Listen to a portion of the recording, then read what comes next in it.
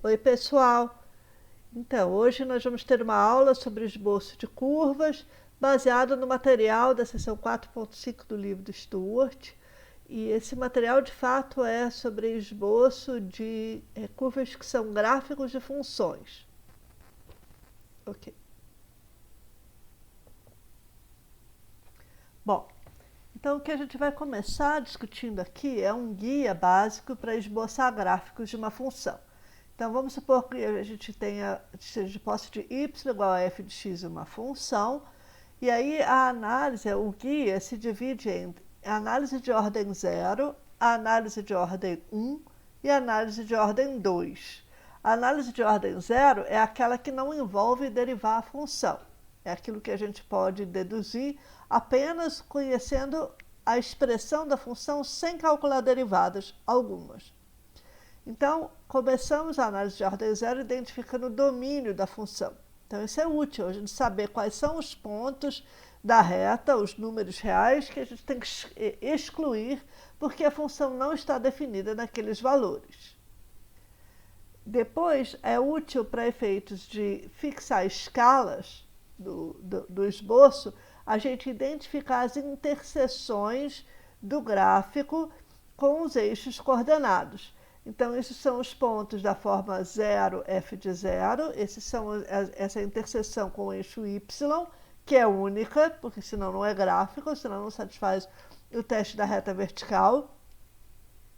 E as possíveis interseções com o eixo x, que por sua vez não são necessariamente únicas. Então, as interseções com os eixos x são caracterizadas pela ordenada igual a 0. Então, são pontos da forma x estrela 0, em que f de x estrela é igual a 0. Como é que você acha essas interseções? Você resolve a equação. Você tem que resolver a equação f de x igual a 0 e descobrir todos os valores x estrela, se houver, em que o valor de f se anula, as raízes. Bom, o que mais tem na análise de ordem 0? Próximo passo é a gente identificar as simetrias, porque isso aqui é uma coisa que pode economizar trabalho para a gente. Então, por exemplo, se a função tiver simetria par ou ímpar, isso diminui o nosso trabalho na metade. O que é simetria par ou ímpar? Simetria par é quando f de menos x é igual ao valor de f em x. Então, o gráfico é refletido em torno do eixo y. Então, o eixo y age como um espelho. O que é simetria ímpar? Simetria ímpar é quando f de menos x é igual a menos f de x. Então, nesse caso, você tem a reflexão em torno do eixo x e depois a reflexão em torno do eixo... reflexão em torno do eixo y e depois a reflexão em torno do eixo x. Então, primeiro você reflete em torno do eixo y e depois você reflete em torno do eixo x.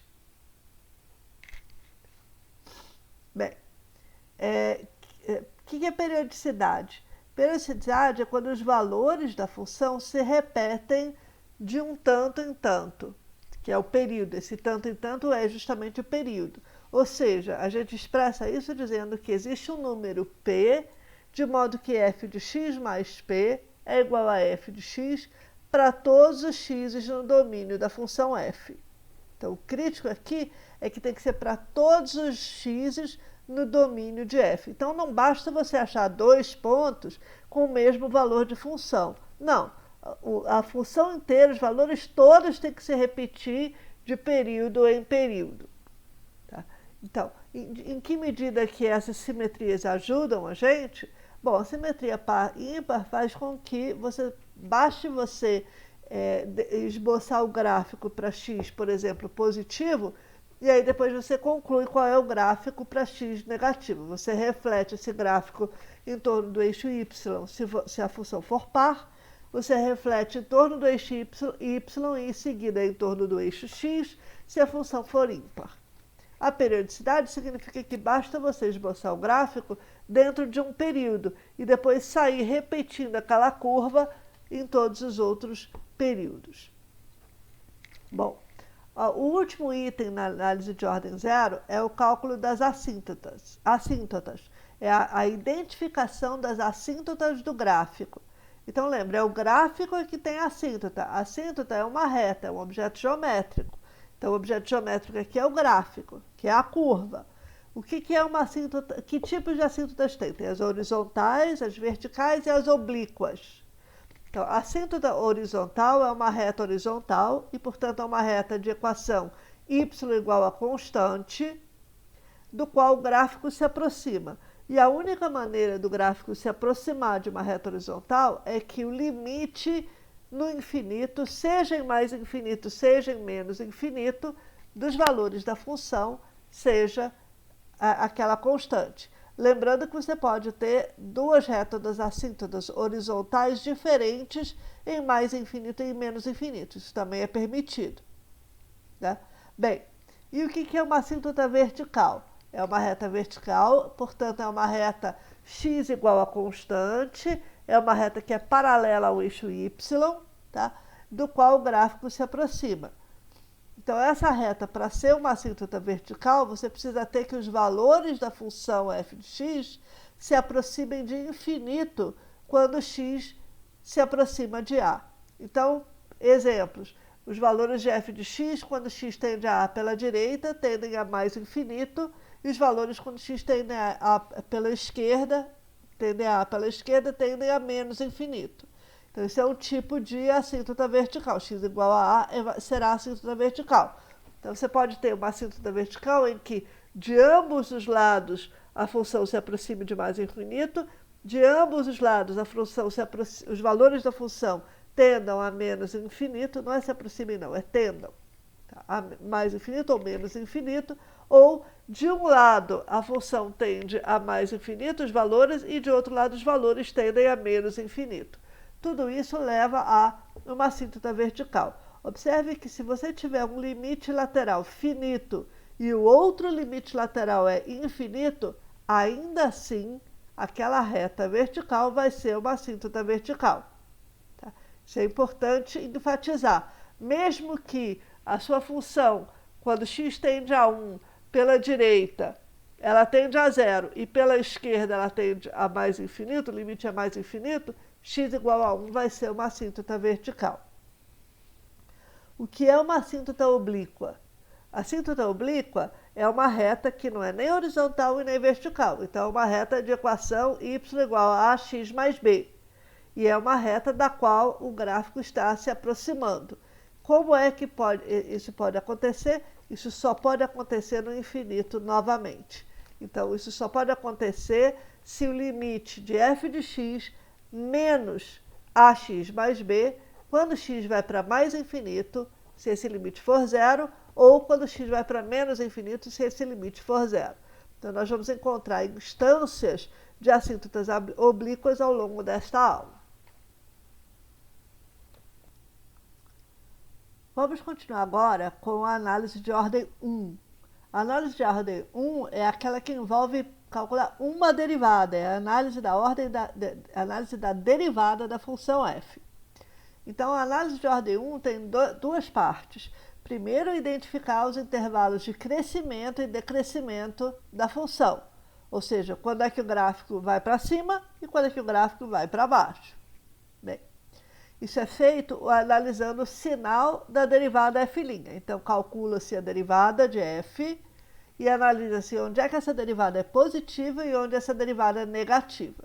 Onde a derivada for positiva, você tem crescimento da função. Onde a derivada é negativa, você tem decrescimento da função. Então, o gráfico vai para baixo. Bem, o próximo passo é identificar os pontos de máximo e mínimo locais e os valores máximos e mínimos locais. Então, isso começa identificando os números críticos. Quem são os números críticos? Pontos onde a derivada se anule ou pontos onde a derivada não exista, onde não seja possível calcular a derivada. Bem, esses são os candidatos a valores máximos e mínimos locais. Aí, nesses pontos, aplica-se o teste da primeira derivada, que envolvem você andar na direção positiva do eixo X, na direção positiva do eixo X, tá? E em seguida analisar como é a variação do sinal da derivada. Então, por exemplo, se a derivada vai de positiva para negativa, então você está na presença de um máximo local, porque primeiro a função sobe e depois a função decresce, depois a função, os valores caem. Então chega no topo e depois decai. Se nesse topo a derivada existir e for igual a zero, então você tem um morrinho bonitinho. Se não, você pode ter uma quina, você pode ter uma cúspide, mas de qualquer maneira ainda vai ter um valor máximo local. O mínimo local acontece no contrário, quando à medida que você anda na direção positiva do eixo X, a derivada vai de negativa para positiva. Então, os valores da função caem e depois os valores da função sobem. A função decresce e depois ela cresce. Então, no ponto onde ela muda de opinião, se vocês quiserem, esse ponto vai ser um ponto de mínimo local. Agora, se a derivada não mudar de sinal em torno do número crítico, então esse número crítico não é nem valor máximo, nem ponto de máximo e nem ponto de mínimo local. E você não tem nem valor máximo e nem valor mínimo local. Tá? Atenção! Se por acaso você estiver analisando valores máximos e mínimos num intervalo fechado, então é preciso analisar também o que acontece nos extremos do intervalo.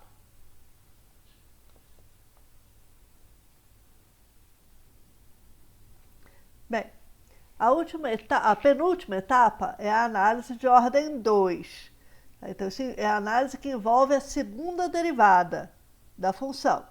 Então, nós temos a etapa G, que é identificar os intervalos de diferentes concavidades do gráfico e os pontos de inflexão do gráfico. Então, isso aqui, como eu disse, envolve a análise do sinal da segunda derivada.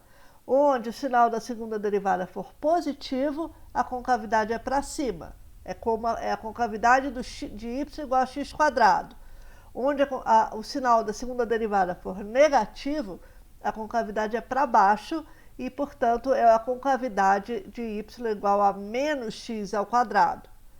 Concavidade para cima é quando o gráfico fica acima das suas retas tangentes. Concavidade para baixo é quando o gráfico fica abaixo de suas retas tangentes. Um ponto de inflexão é um número x, ou x0, se vocês quiserem, onde muda a concavidade. Então, ao passar por esse ponto, andando na direção positiva do eixo x, a concavidade muda, seja de para cima para baixo, seja de para baixo para cima. Atenção, um ponto de inflexão tem que ser um ponto de continuidade da função. Então, se a sua função tem uma assíntota vertical num ponto, numa reta x igual a A, e se a concavidade muda de para cima à direita de A, para baixo à esquerda de A, de fato é para baixo para cima, tá? À medida que você vai da esquerda para a direita, esse ponto não é definido como ponto de inflexão, porque o ponto x igual a A não vai ser um ponto de continuidade da função. Você não vai ter o valor da função nesse ponto sendo igual ao limite dos valores em torno desse ponto, da feita que os valores em torno desse ponto estão indo para infinito. Bem, por fim, a última coisa que você faz no nosso guia para esboçar gráficos é incorporar toda a informação que você coletou do item A até o item G, incorporar tudo isso e esboçar o gráfico. Nós vamos agora ver alguns exemplos de esboço de gráfico.